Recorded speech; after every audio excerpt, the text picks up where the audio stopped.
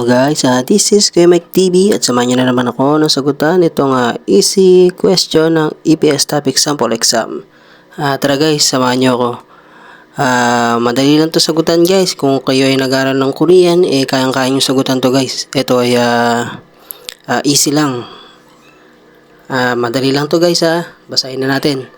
Ang sabi rito ay Chechigunun blank or rule. Yan Chalhamnida. Yan. 친구가 만두리 주는 거용 시군. Yan. 언제나 맛있습니다. Yan. Sa palagay nyo guys, anong tamang sagot dito? Comment down your answer.